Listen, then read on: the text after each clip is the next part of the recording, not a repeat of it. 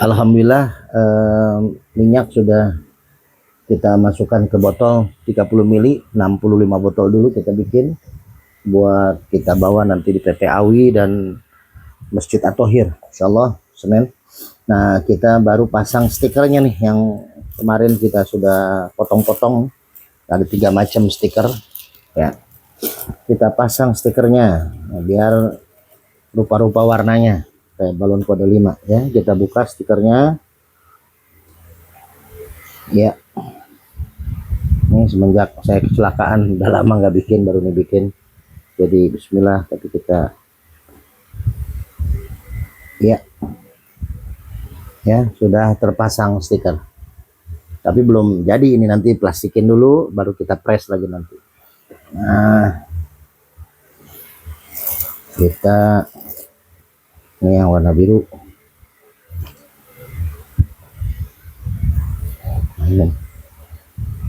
Kalau kepenuhan gini suka ada tetesan-tetesan, jadi mesti dilap, kalau nggak bisa nempel. Nah, minyak Al-Hikmah Abasuka warna biru. Sekarang warna hijau. Kita buka dulu, tempelan stikernya. Oke, bismillahirrahmanirrahim. Ini penuh perasaan, awal-awal juga miring-miring kita, tapi alhamdulillah karena sudah terbiasa. Sudah puluhan ribu botol kita tempel. Teman-teman Ustadz juga pernah bantuin, Ustadz Agus Agi, Agus Alian, Ustadz Kahfi, Ustadz Imam Mukhlis, Bang Agustri, Bang Eka, siapa lagi, banyak yang pernah bantuin nempelin stiker ya, karena tidak terbiasa, hanya untuk menemani ya. Miring-miring ini kan kita lurus ya, tengah-tengah, tapi ya nggak apa-apa, yang penting kan isinya. Tapi memang lebih bagus juga tampilannya, juga menarik.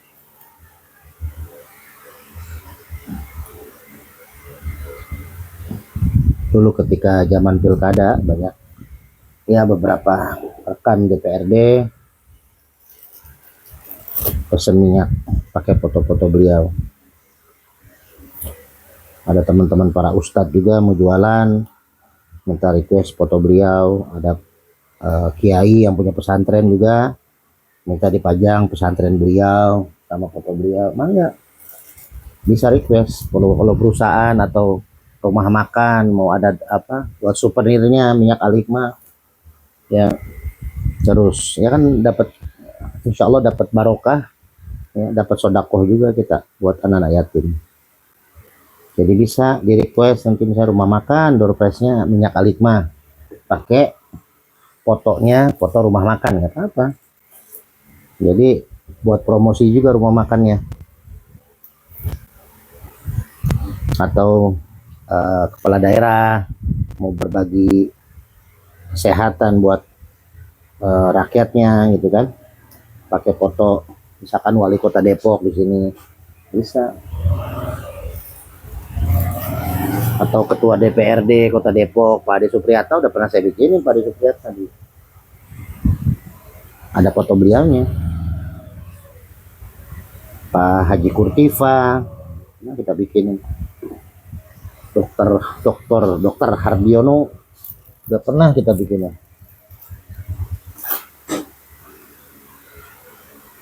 Haji Dodi juga di Majlis Zikir kita bikinin.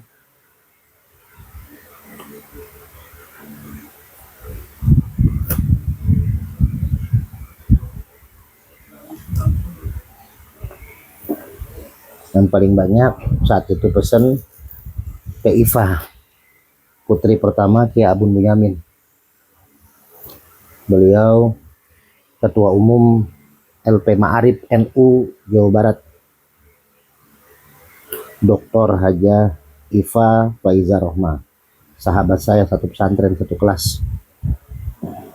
Yang gelasnya suka saya pakai kopi. Nah, selang-seling kita warnanya.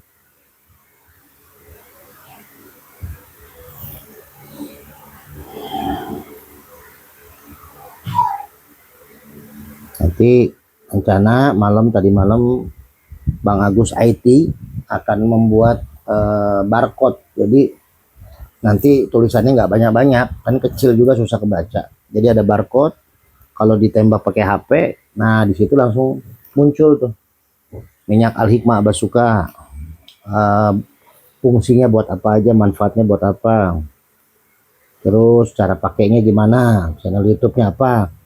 Nanti keluar semua di barcode. Tadinya kita mau pakai barcode buat pembayaran juga, tapi kata Bang Agus sarannya jangan, karena takutnya ada orang-orang yang tidak bertanggung jawab menempel menambah tempelan barcode itu, jadi nanti jadi penipuan jatuhnya. Sama saran Bang Agus juga, mudah-mudahan ini ada rezeki kalau ada teman yang punya link buat perizinannya. Kita belum ada izin, tapi kita insya Allah kan ini obat luar ya. Walaupun saya juga ketika darurat ya saya pakai buat yang gusi, luka, sakit gigi itu saya semprot ke ini. Anin juga sama, anak saya yang bayi juga kalau sariawan semprotin aja dalam, kalau saya pribadi. Tapi saya anjurkan ya untuk obat luar kalau saya pribadi gitu. Dokter Elviadi juga buat sunatan dipakai buat bekas luka, bekas sunatan cepet kering. Makanya mudah-mudahan ada rezekinya, ada yang bisa membantu untuk mengurus perizinannya. Kata Bang Agus sih bikin CV katanya. Cuman tahu modalnya berapa, kita juga minyak ini kan masih banyaknya kita bagi ketimbang kita jual.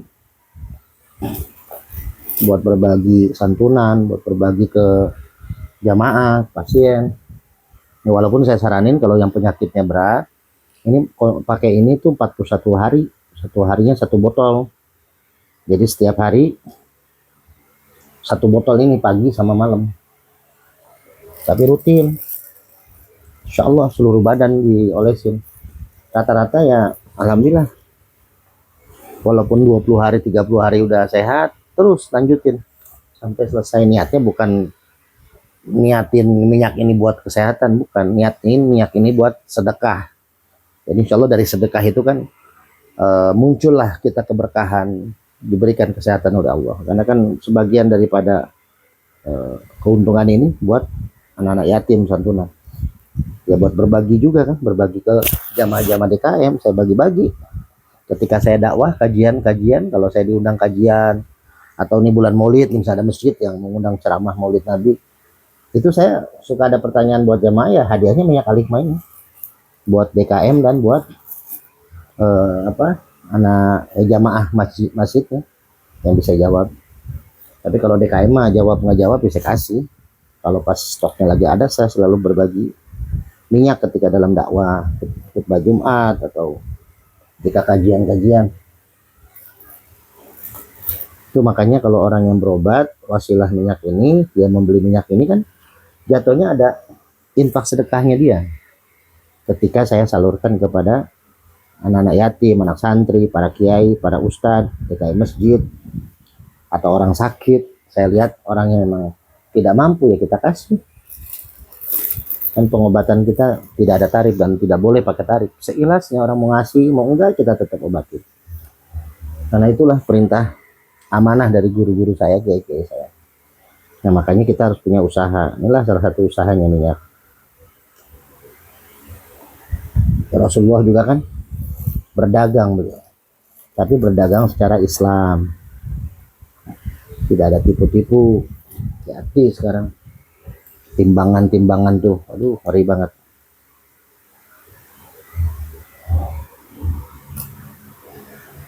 Alhamdulillah banyak ustadz-ustadz kiai-kiai yang dari minyak kayu putih jadi ya beralih ke minyak Al Hikmah. Ya karena ada minyak kayu putih gundinya juga di sini. Minyak kayu putih gundi itu minyak kayu putih yang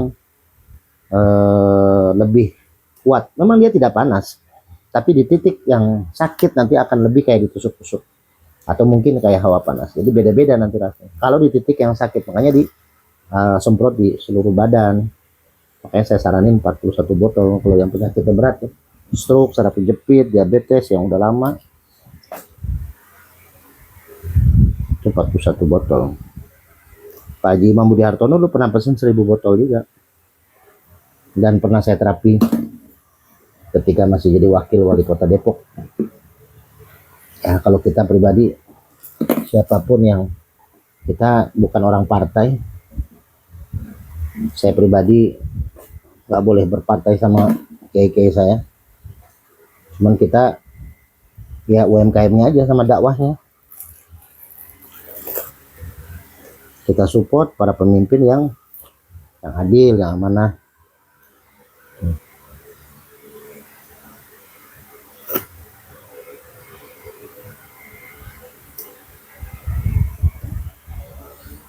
Udah.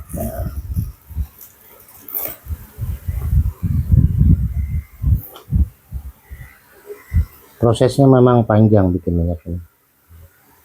Kita bikin minyak dulu, dizikirkan dulu, lalu kita zikirkan kembali. Kan saya bilang 3 malam minimal, maksimal 7 malam. Baru kita tuangin lagi ke botol 30 ml. Setelah itu baru kita stikerin. Setelah stikerin kita plastikin, plastik press itu. Setelah diplastikin baru kita pakai hard dryer itu khusus, kita panaskan jadi biar rapi. Jadi prosesnya panjang.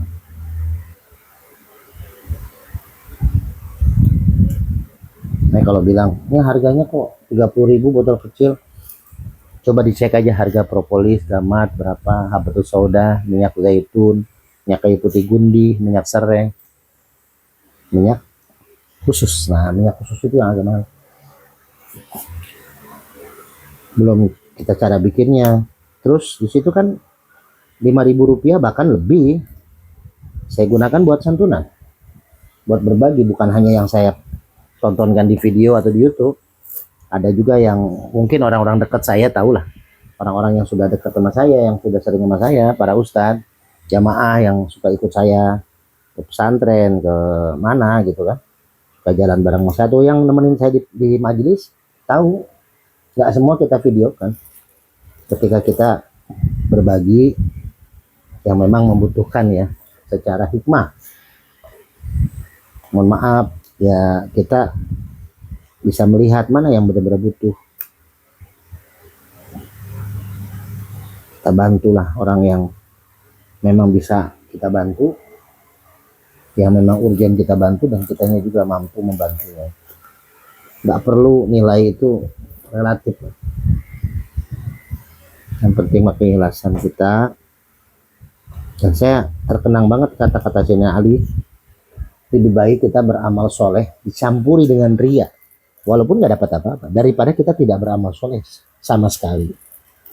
Kan masalah ria atau tidaknya Allah yang tahu. Bahkan mungkin kita tertutup, kita diam-diam, di hati kita mana ria. Jika kita menyumbang masjid, terus kita tulis hamba Allah 1 juta, ketika diumumin, nah ada rasa bangga di hati kita, apalagi bisik-bisik tetangga, nah itu hamba Allah saya, nah itu juga ria gitu.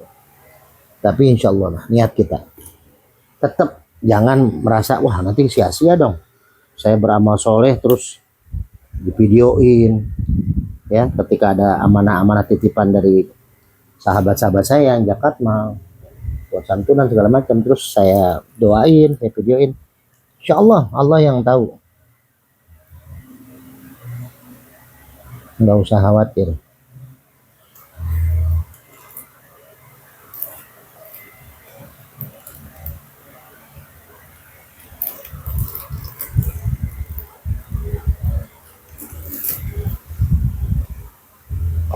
Jadi masalah keikhlasan Allah yang tahu, Allah yang bisa menilai. Daripada kita takut-takut, ah percuma saya beramal tapi kalau nggak diterima Allah, nah, jangan. Bismillah beramal aja, kita nggak tahu amal mana yang diterima Allah. Sholat, kita nggak tahu sholat mana yang diterima Allah. Ketika kita puasa, kita nggak tahu puasa di hari apa kita diterima Allah. Jadi kita lakuin aja, berbuat baik aja. Masalah diterima atau enggak urusan Allah. Kita kan nggak hitung-hitungan sama Allah, sebagaimana Allah juga nggak pernah hitung-hitungan sama kita. Kita nggak pernah request sama ibu kita, mah nanti kalau lahir mata saya dua ya, kuping saya begini ya, bisa denger ya, mulut saya tuh bisa ngomong lancar ya, kaki saya bisa lari ya, tangan saya bisa megang. Nggak pernah kita request sama ibu kita, tapi Allah kasih itu. Yang kita nggak minta aja Allah kasih, apalagi yang kita minta. Nah, minta yang terbaik adalah dengan apa? Iyyaka na'budu wa iyyaka nasta'in. Ibadah dulu, berbuat baik dulu, baru minta tolong. Bahkan kita nggak minta tolong, ibarat katanya ya orang yang sombong lah, orang yang sombong yang tidak mau minta kepada Allah. Tapi ibarat katanya nggak minta pun kan kita dikasih, nggak request waktu bayi aja kita dikasih waktu di kandungan. Apalagi kalau kita request. Nah, tapi intinya Allah akan membantu orang-orang yang sudah iyyaka na'budu, yang sudah beribadah, berbuat baik. Maka berbuat baik aja dulu. Nanti akan kembali ke kita kok, perbuatan baik itu. Semampu kita, sebisa kita. Pak Ustadz, saya cuma bisa 50.000 sebulan nih buat bantu anak yatim, nggak apa-apa.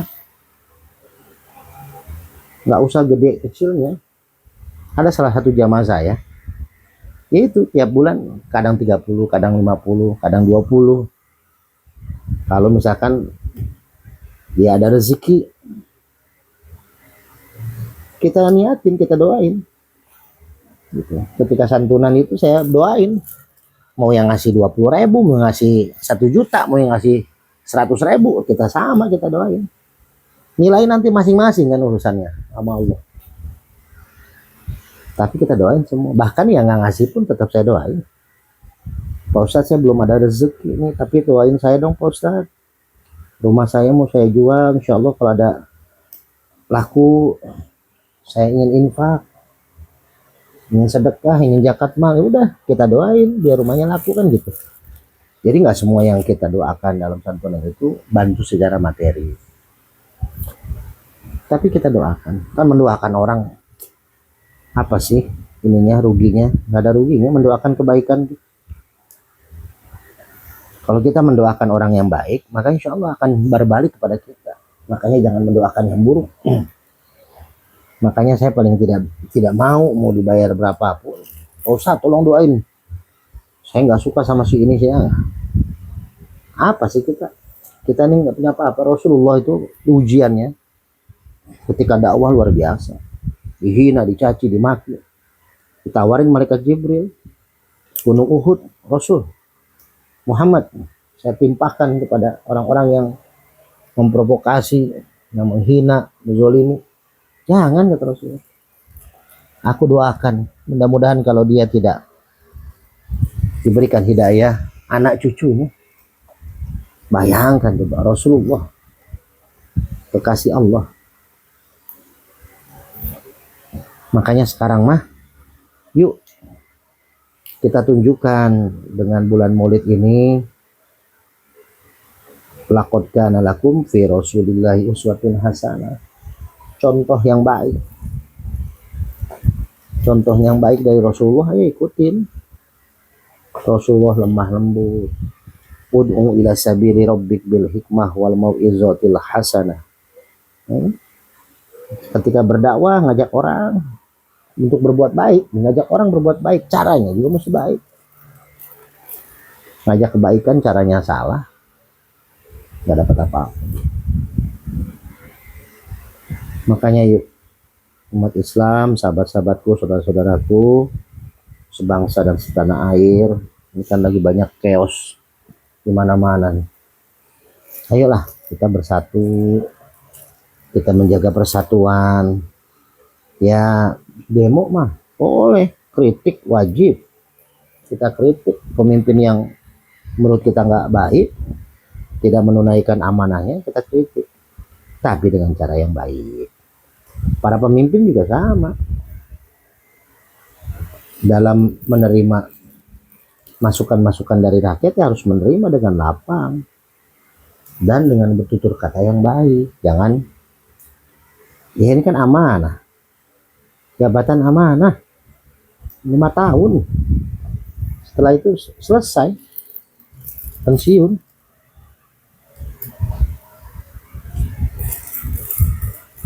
Jadi hati-hatilah, ini bulan Maulid, bulan dimana kita sering merenung, perbanyak sholawat, perbanyak sedekah, perbanyak kita mencari, menggali, mengkaji sunnah-sunnah Rasulullah, kebiasaan-kebiasaan Rasulullah, ajaran-ajaran Rasulullah yang Rasulullah tetapkan kepada keluarganya, kepada sahabatnya, kepada umatnya. Bagaimana cara Rasulullah dagang, bagaimana cara Rasulullah berumah tangga, bagaimana cara Rasulullah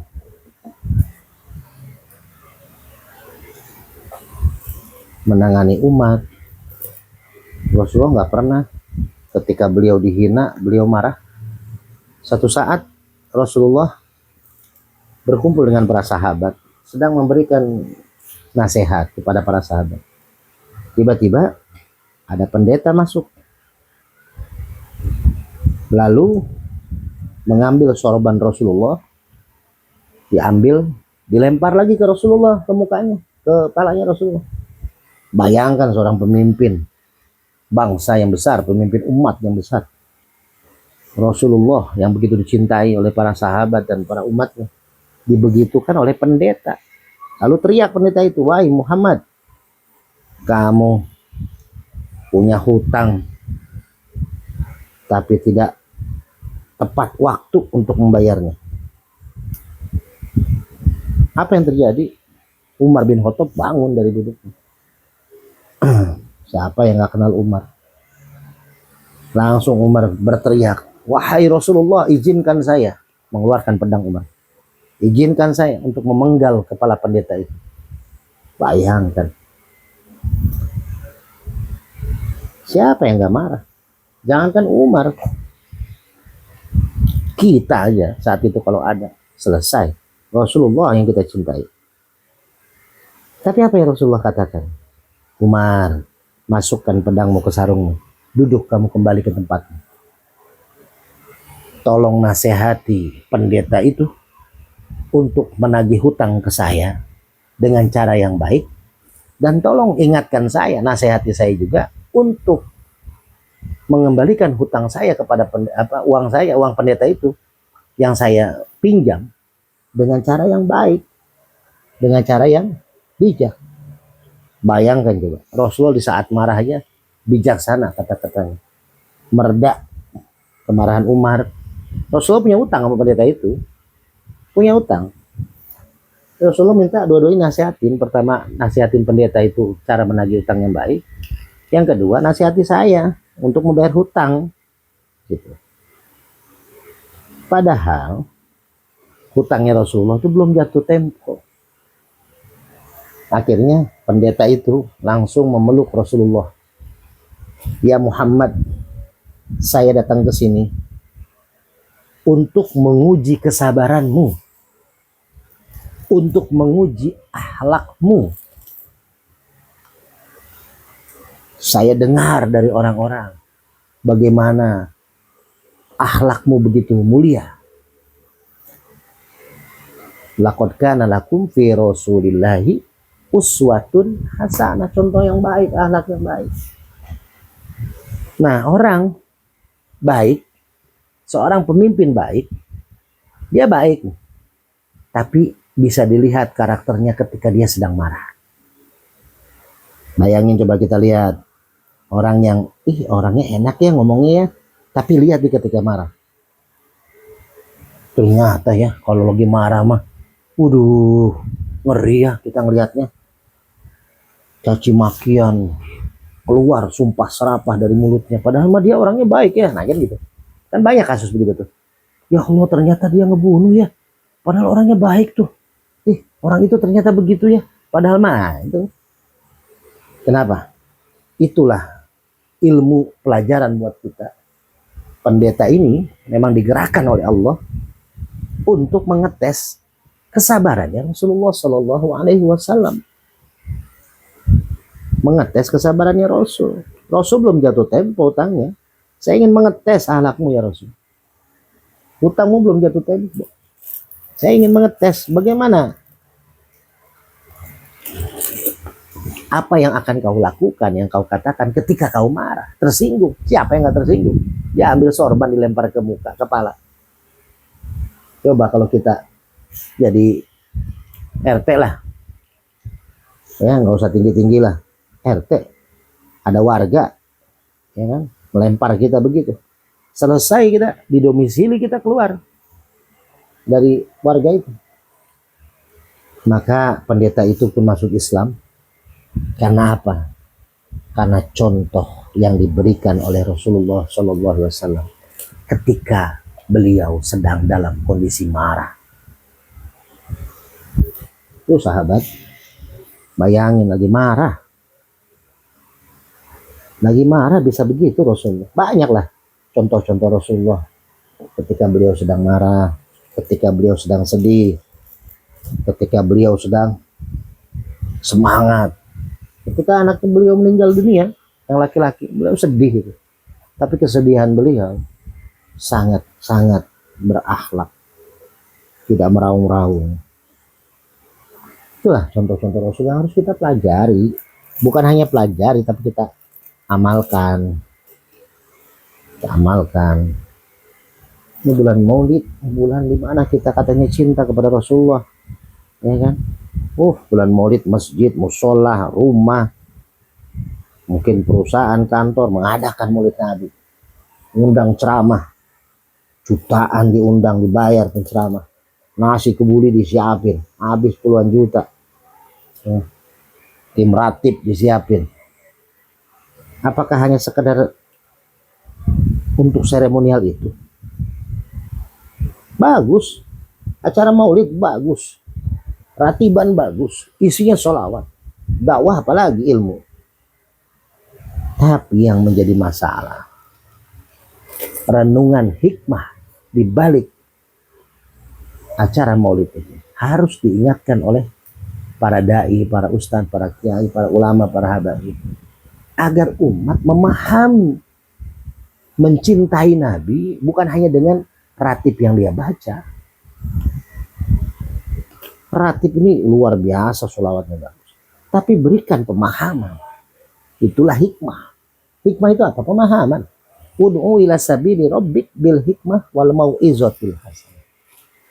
Jadi mengajak kebaikan itu dengan hikmah, dengan ilmu hikmah. Ilmu hikmah itu bukan ilmu batin, bukan ilmu kontak, bukan. Ilmu hikmah itu ya ilmu Nabi Adam ketika diciptakan oleh Allah, ditiupkan ruh, dikumpulkan dengan para malaikat dan iblis. Saat itu ditanyalah satu-satu malaikat, ditanya ini nggak bisa jawab, iblis tanya itu nggak bisa jawab, Nabi Adam bisa jawab semuanya. Padahal Nabi Adam belum diajarkan. Itulah yang namanya ilmu hikmah, atau kalau kita ya masyhurnya ilmu laduni lah. Terus Nabi Ibrahim diberikan ilmu hikmah oleh Allah, satu-satunya nabi yang mencari siapa Tuhannya, walaupun sempat menganggap matahari, bulan, bintang sebagai Tuhan. Tapi pada akhirnya Allah kasih pemahaman hikmah. Siapa Tuhan saya? Adalah yang menciptakan semua yang saya lihat sebelum-sebelumnya. Matahari, bintang, bulan, langit, bumi, semua ciptaan itu adalah ciptaan Allah. Itu ilmu hikmah, ilmu pemahaman. Alhamdulillah, stiker sudah terpasang. Tinggal kita sekarang bismillah untuk memasang plastik label. Ini plastik labelnya. Nah, ini plastik labelnya. Jadi itulah ilmu hikmah. Ini plastik label, kita masukin. Kita susah nih, kita rapet.